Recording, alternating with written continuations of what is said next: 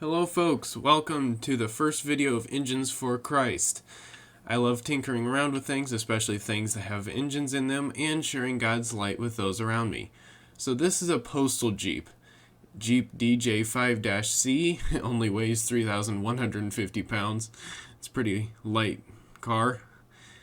It's been sitting in a field for a number of years, so it's kind of rusty. The interior's a little ratty, as you can see. But it is an official Jeep, as it says right there on the back, and I have always wanted to tinker around with a Jeep, and so this is my chance. It's a little rusty and everything, so hopefully we'll get to fix it up, and I'll get to show you guys the process all the way on YouTube, and we'll see what it turns out to be. There's also a second one coming, and I'll be making videos on both of those. So for this one, both my dad and I will be working on this one and trying to get it to look better, and we'll see what comes of it. So right there, a really neat thing, I kind of like the vent right there. You open it from the inside and it allows air to come in. That's just kind of cool. It's on both sides. I think they should still have some things like that on newer vehicles today. So obviously some of the tail lights covers are missing. The rear door is pretty hard to open. It takes a bit of oomph, as you can see there. And of course there's stuff laying all over the interior of the Jeep. And so I'll be getting that cleaned out and hopefully making it look nice. That'll probably be my first goal with this, and just try to clean it up, get those seats out right now, and just hopefully it'll look better once I do that, because there's a lot of padding and roofing stuff and everything laying on it. The windows are out of it. It just has the two front windows missing. Luckily the windshield and the other three windows are still intact, which is crazy for something that's been sitting in a field. And then we come around here and let's have a look at the interior. So it's just a sliding latch right there. Obviously it was a DIY there, as those doors are supposed to be sliding. But you can see that the upholstery is a little on the rough side, as mice have decided to make their nests and build homes inside of the upholstery there. The floor's a mess. You can see it's just covered in dirt and mice stuff. We all know what that stuff is. So I'll be cleaning that out, brooming it out, taking the floor mat out and probably throwing it away. And then it's kind of a mess under the dashboard. As you can see, there's a seatbelt right there. Kind of interesting way to put a seatbelt in the car, but that's how they did it.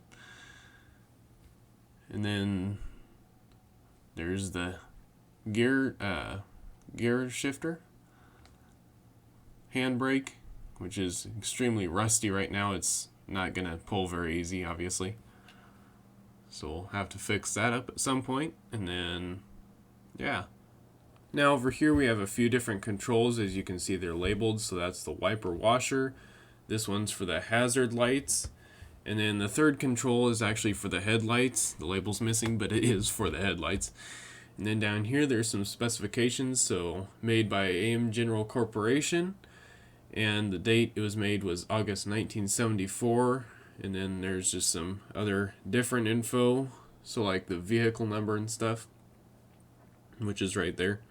It's hard to see because I couldn't get the camera to focus, and I was a little shaky as well. So here's the engine oil pressure gauge. So that shows your engine oil pressure, obviously. And then the amps of the battery, so you can tell what level your battery is at. And then we come over to the left side of the steering wheel. There's your speedometer right there, and it has your fuel and your temp as well. And then your odometer, which is at 714273 if you can't see that. So quite a few miles on this one. Not sure quite what this module here is for. I'll have to look that up. And then here's 3 temperature control knobs for the interior climate of the car. So if you push it in, that means it's off. If you pull it out, that means it's at max. So if you wanted the fan pumping that air into the car off, you would push it in, and then if you wanted it full airflow, you would pull it out. And then down here, pedals are obviously the same, even though it's a right-hand drive vehicle, they're going to be the same, obviously. And so here we get to look inside the hood.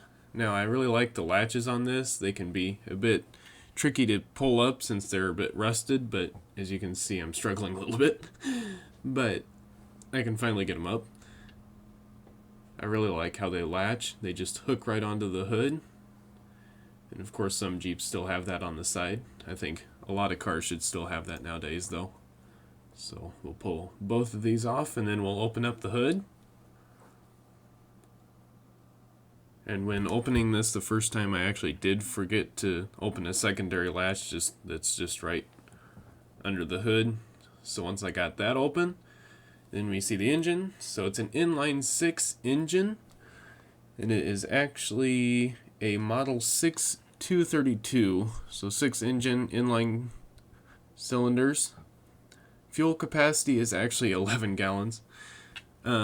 So the oil filter is right here. I love how easy that is to get to. You can just get right to it from the very front. So the distributor cap is right there. Missing a couple parts off that. We'll get that fixed up. And then, so there's where the battery would sit.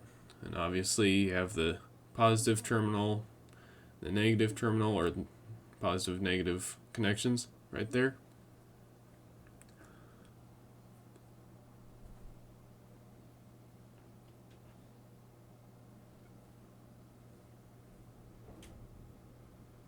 So then over here, this right here is the heating duct and the horn. There's actually 2 horns there. But obviously the mice have eaten a complete hole in the heating duct. And then right here is actually the area where the water from the radiator comes in. So that's what warms the air that goes through the car. And then right here is your intake. So I'll just take this off real quick, unscrew it. And obviously I'm pretty shaky with the camera. It's a very windy day out, so it was kind of hard to hold the camera still the whole time. Hopefully I'll be able to get steadier videos after this. I'll start getting camera stands and stuff set up.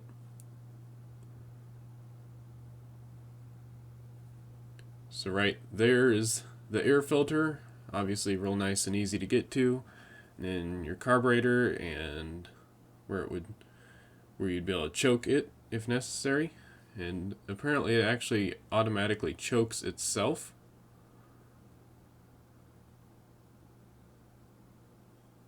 And unfortunately I've bent that over a couple times and I might have cracked it just a little bit, but old hose. We'll probably replace it at some point if we can get the engine running. So let me just get this partially screwed on here and then I suppose we'll move on. There we go.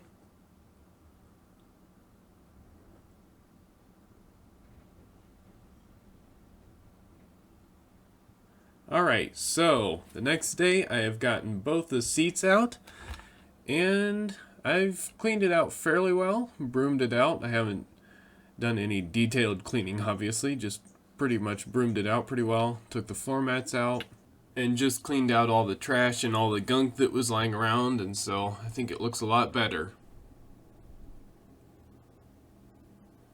So here's an image of what it looked like before I cleaned it out.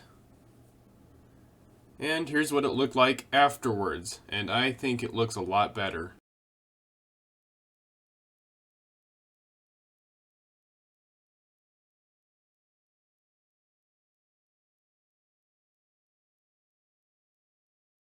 Now, if you remember, it was pretty hard for me to open this when we first got it. So I just took some lubricant and put it in the hinge, and now it moves much easier. When I go to close it, it latches completely and much easier. And so when I pull on it, it doesn't open. Alright, so now that I have both of the chairs out, I'm going to take each rail off of the chairs so I can keep them and put seats on them later. And this is where it would attach to the floor of the Jeep. Now I lubricated the rails so that they move a little easier. As you can see, they are moving now. Earlier they were rusted solid and would not move. Alright, so I'll show you the steps I took to take these rails off. So here we go. So really quick, here is where it would attach to the body as well as here to the floor. And that's how it was mounted. So first I need to loosen this so that it can swivel out of the way, because we're going to need it to swivel out of the way so we can unscrew the next nut. So as you can see, this swivels right out of the way. And then right there is where that nut was. So there's the washer and the nut. And there's a second one right here, as you can see. And washer and nut again. So right here is where it would mount onto the rail. So right there. Then we come over here, and these are bolted directly onto the frame of the seat, just with these. And those bolts would screw in right there, and again on the bottom right here, and they just went directly into the frame, so there wasn't even a nut on the other side, it was just straight into the frame right there. It did have threads on it. And so that was pretty much all it took for me to get the rails off of these two chairs. I was actually going to take the upholstery off of the chairs because you can tell it's pretty bad. I started taking it off of the one, but I decided not to because I'm hoping to get new chairs to put on anyway. Alright, so there's the two chairs. Here's the 4 mounting brackets where it would mount to the body and the floor. And here are the 2 levers that would allow the seats to move. And then the 2 sliding rails right there. So to be completely honest, it really wasn't hard at all to remove these. I did have to use some Pierce, which my dad does sell. It's great for piercing through rust, hence the name Pierce. And it makes nuts and bolts really easy to remove. So all this took was a simple 1/2-inch socket right there, and it was the exact same size for all of them, which was really nice. And that will wrap up the very first video on these Jeeps. Thank you all for watching until the end, and I would also really like to thank my parents for giving me the opportunity to work on these Jeeps. God bless you all, and please stay tuned for higher quality videos coming soon. See you later.